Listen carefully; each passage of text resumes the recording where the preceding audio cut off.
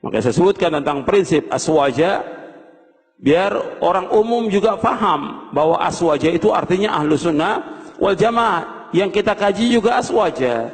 Kadang-kadang suka dibedakan.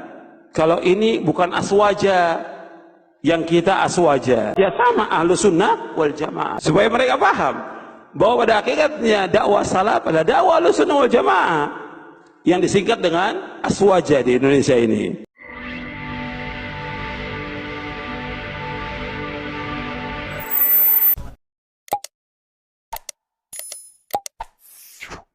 Perbedaan pendapat, banyak pendapat berbeza-beza ini muncul yang boleh membingungkan umat. Maka orang alim, para asatidz, para ulama ini perlu menyampaikan kira-kira dari pendapat itu mana yang sesuai dengan sunnah Rasul dan sunnah Khulafaur Rasyidin. Nah, golongan yang sesuai dengan sunnah Rasul dan sunnah Khulafaur Rasyidin itu disebut dengan golongan ahlus sunnah wal jamaah. Ahlus sunnah itu artinya pengikut sunnah Rasul, jamaah artinya pengikut jamaatus sahabah, terutama Khulafaur Rasyidin. Ini tentu hadis macam ini untuk orang-orang yang mengenal sunnah Rasul dan sunnah Khulafaur Rasyidin. Artinya untuk orang-orang yang berilmu atau orang-orang yang ikut orang yang berilmu. Dalam hadis lain juga hampir sama dengan ini. Hadis riwayat Imam At-Tirmidzi. Sataftariqu ummati ala 73 millah. Kulluha finnar illa wahidah. Umatku akan pecah menjadi 73 golongan. Semuanya akan masuk neraka kecuali satu golongan. Yang 72 masuk neraka, satu yang selamat. Para sahabat bertanya, "Man hiya ya Rasulullah?" Siapa satu golongan yang selamat itu wahai Rasulullah? Baginda sallallahu alaihi wasallam menjawab, "Ma ana alaihi wa ashabi." Golongan yang mengikuti ajaranku dan ajaran sahabatku. Nah, berarti kalau terjadi perbedaan pendapat, para alim, para ustadz ini wajib menjelaskan mana pendapat itu yang sesuai dengan ajaran baginda Nabi SAW dan ajaran para sahabat. Ajaran yang sesuai dengan ajaran Nabi dan para sahabat itu disebut dengan golongan ahlus sunnah wal jamaah. Ahlus sunnah itu pengikut sunnah Rasul, jamaah itu artinya pengikut jamaatus sahabat. Ini bagi orang-orang yang alim atau dekat dengan orang yang alim. Kemudian ada petunjuk bagi orang-orang awam. Macam mana? Dalam hadis riwayat Ibnu Majah dari Anas bin Malik radhiyallahu anhu. Rasulullah sallallahu alaihi wasallam bersabda, "Inna ummati lan tajtami'a ala dhalalah." Sesungguhnya umatku tidak akan bersepakat di atas kesesatan. Umat Islam ini kalau bersepakat, para ulamanya bersepakat itu pasti benar. Ini dalam ilmu usul fiqh disebut dengan ijma ulama. Berarti ahlus sunnah wal jamaah wajib ikut pada ijma. Yang ikut pada ijma itu yang benar. Itu kalau umat Islam bersepakat. Kalau terjadi banyak perbedaan pendapat, maka macam mana? Fa idza ra'aitum ikhtilafan fa 'alaikum bis-sawadil a'zam. Apabila kalian melihat terjadinya perbedaan pendapat, maka berpeganglah dengan golongan mayoriti. Nah, ini bagi orang-orang awam yang tak ngerti dalil. Kalau bagi orang-orang awam, jangan berijtihad sendiri mana yang sesuai dengan sunnah Rasul, karena dia tak paham mana yang sesuai dengan sunnah Khulafaur Rasyidin, dengan sunnah sahabat, tak paham. Bagi orang awam, ikuti golongan umat Islam yang mayoriti. Ini yang paling mudah.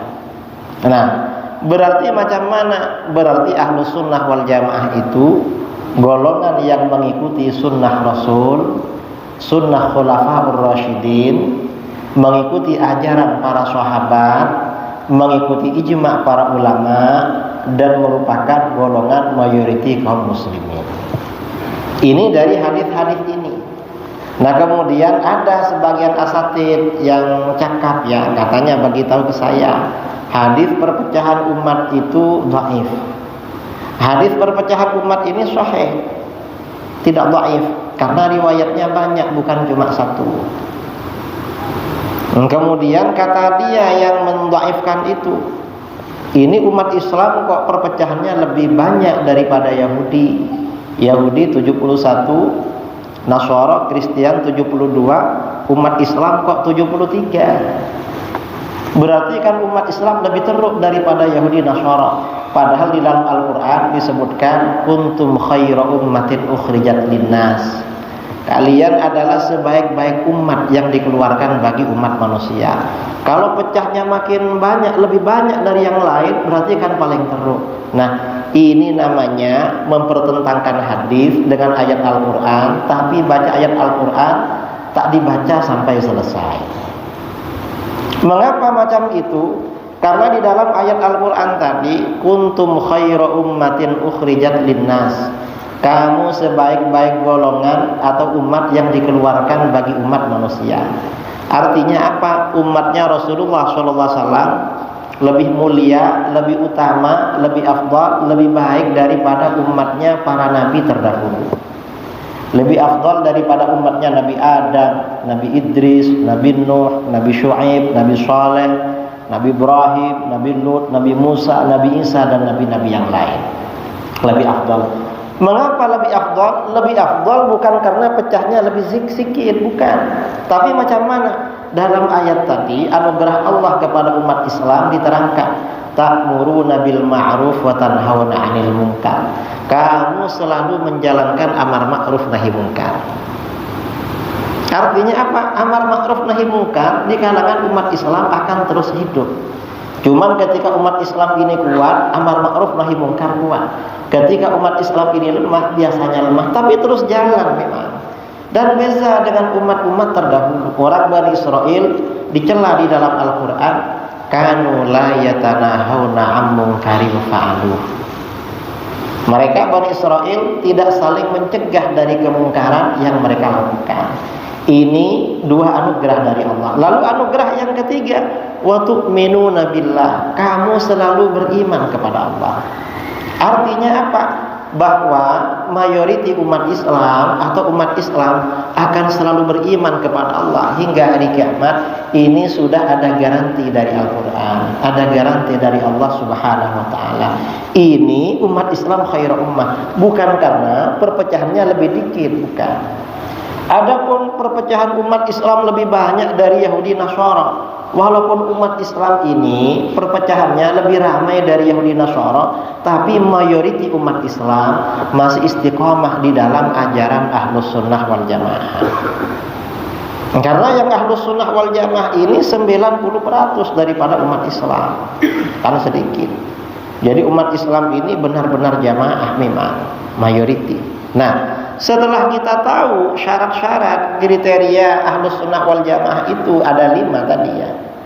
Golongan yang mengikuti sunnah Rasul, sunnah Khulafaur Rasyidin, kemudian ajaran para sahabat, ijma ulama, dan golongan mayoriti. Kira-kira siapa yang memenuhi persyaratan ini? Jelas yang memenuhi persyaratan ini adalah mayoriti umat Islam, di mana di dalam fiqh kalau sekarang mengikuti salah satu mazhab yang 4, Hanafi, Maliki, Syafi'i, Hambali. Dalam akidah mengikuti salah satu daripada 2 mazhab, mazhab Abul Hasan Al-Asy'ari dan Abu Mansur Al-Maturidi. Dalam tasawuf mengikuti mazhabnya Imam Al-Junaid bin Muhammad Al-Baghdadi. Ini yang namanya Ahli Sunnah wal Jamaah. Bangsa kita di rumpun Melayu ini, mulai dari Kamboja, Thailand, Malaysia, Indonesia, Brunei, Singapura ya, sampai Indonesia Timur, ini Ahlus Sunnah wal Jamaah di dalam fiqh mengikuti Imam Asy-Syafi'i, akidah Imam Abul Hasan Al-Asy'ari, tasawufnya Imam Junaid Al-Baghdadi. Tarekat di dalam tasawufnya bermacam-macam. Ini Ahlus Sunnah wal Jamaah yang ada di Indonesia, Malaysia, dan Asia Tenggara. Saya kira ini sebagai pengantar ya dari saya, siapa, apa, dan siapa Ahlus Sunnah wal Jamaah. Kita sampaikan dengan kira-kira mudah difaham. Ahmadu ya habibi, Ahmadu ya habibi, Ahmadu ya habibi, salam alaikum.